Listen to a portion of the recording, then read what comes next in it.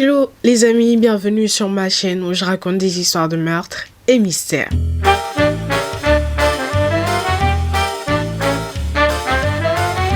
Pour les nouveaux, bienvenue, je m'appelle Osnel et je suis là tous les mercredis et les samedis pour vous raconter les histoires les plus sordides, les histoires les plus what the fuck qui existent dans ce monde.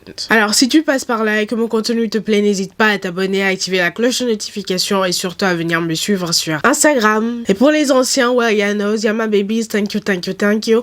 Merci de faire partie de l'aventure meurtre et mystère. Alors, petit disclaimer avant de commencer, je tiens à vous rappeler que ce contenu s'adresse à un public averti. Ce contenu a été conseillé en moins de 12 ans. Alors, juste avant de commencer, je tiens à m'excuser si la vidéo d'aujourd'hui n'est pas aussi dynamique que les précédentes vidéos. Si elle n'est pas aussi fluide, si elle n'est pas aussi tac que les précédentes, c'est tout simplement parce que je suis malade. Je pense que vous l'aurez entendu à ma voix. Donc, j'ai mes allergies, c'est les allergies, c'est le pollen qui est de retour parmi nous. Et donc, les gens qui ont des allergies comme moi, c'est tout simplement la mauvaise période pour nous.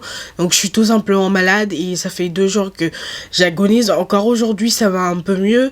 Je savais même pas que j'allais réussir à me lever et à filmer. Je savais absolument pas. Mais bon, j'ai réussi. Ça c'est déjà bien. Mais il y a 2 jours c'était... Je pouvais même pas tenir debout quoi. C'était atroce, mais vraiment atroce. Donc, bref, alors aujourd'hui, nous allons reparler d'une histoire dont on avait déjà parlé. Nous allons parler du meurtre des étudiants de l'Idaho. Nous allons donc reparler de l'affaire Brian Koberger.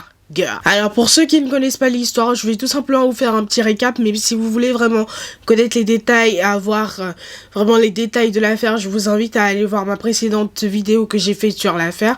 Je vais vous mettre le lien dans la description de cette vidéo. Donc, let's go pour le petit récap sur l'affaire Brian Koberger. Alors cette histoire a débuté le 13 novembre 2022. Ce jour-là, on a découvert le cadavre de 4 étudiants dans un appartement qu'ils louaient dans l'Idaho. Donc au total, ils étaient 6 dans l'appartement et 4 d'entre eux ont été tués. Ils ont été assassinés dans leur sommeil. Donc moi, quand j'ai appris ça au tout début de l'affaire, ça a soulevé la première question selon laquelle est-ce que ce n'est pas les 2 étudiants qui ont survécu, qui ont commis le crime parce que on a tous regardé ce crime. Voilà, je pense que vous devez comprendre ce que je veux dire. De plus, lorsque la légiste a déterminé que les 4 étudiants sont tous les 4 décédés dans leur sommeil, je me suis automatiquement posé la question de...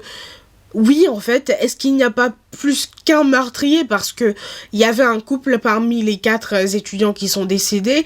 Et comment l'assassin a pu tuer l'un sans réveiller l'autre? En fait, tout simplement parce qu'ils dormaient ensemble ce soir-là. Donc...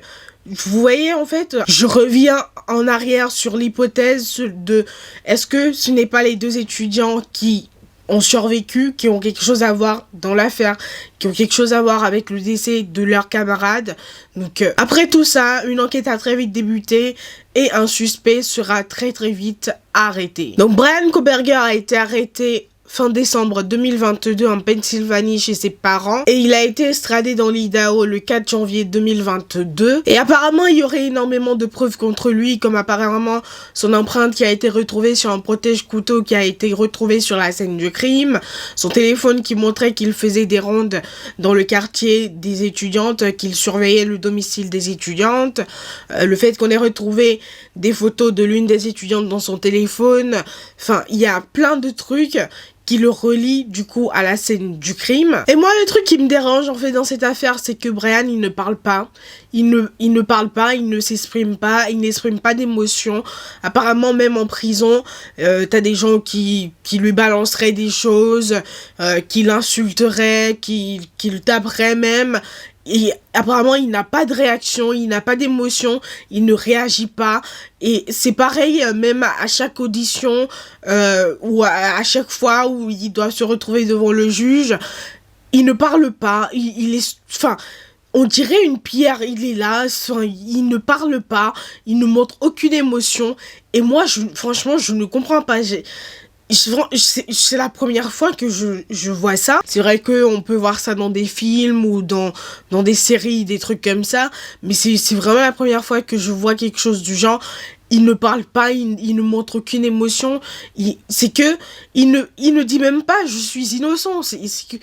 Je ne comprends pas. Je ne comprends pas. Donc, bref, alors, depuis ma dernière vidéo, il y a de nouvelles informations qui sont sorties, comme par exemple, le fait qu'ils aient retrouvé une pièce d'identité appartenant à l'un des étudiants qui est décédé dans la voiture de Brian, après la perquisition qu'il y a eu à son domicile, chez ses parents, et dans sa voiture. De plus, récemment, la défense de Brian a assigné en justice, a témoigner l'une des survivantes de l'attaque, c'est-à-dire l'une des filles qui était présente sur la scène du crime mais qui n'est pas décédée, du coup, à témoigner en faveur de Brian. Donc ils l'ont assigné à témoigner en faveur de Brian parce qu'elle aurait apparemment fait une déclaration qui, selon la défense de Brian, blanchirait totalement Brian de cette affaire. Like...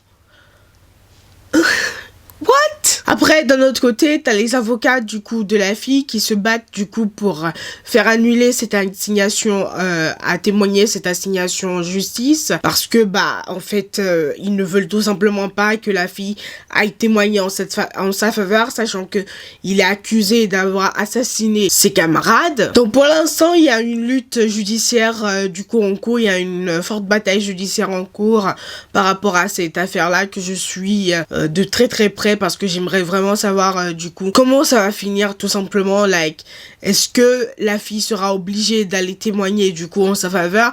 Et franchement, j'ai beau trifouiller dans ma tête, je me demande ce qu'elle a pu dire, quelle est cette chose qu'elle a pu dire, du coup, qui peut blanchir Brian, que, du coup, on sait tous, apparemment, c'est une déclaration qu'elle a faite, qui peut totalement blanchir Brian. Et du coup, je me pose la question, quelle est cette chose, en fait, qu'elle a dit, en fait? Like, et en fait, depuis hier, j'ai ma tête qui limite va exploser, parce que je me pose la question, like, je ne vois pas, en fait, ce qu'elle a pu dire, donc je me suis dit, tiens, je vais faire une vidéo, comme ça, on va chercher ensemble, et peut-être qu'on va trouver ensemble. Donc, si vous avez des idées de ce qu'elle a pu faire comme déclaration ou ce qu'elle a pu dire, n'hésitez pas à mettre ça en commentaire parce que, franchement, je ne vois pas. Je vois pas du tout. Là, franchement, je vois pas du tout. Donc voilà les amis, l'histoire d'aujourd'hui, j'espère qu'elle vous aura plu. On se retrouve une prochaine fois pour une nouvelle histoire. En attendant, je vous souhaite une bonne journée, portez-vous bien et faites de bons choix. Bye guys.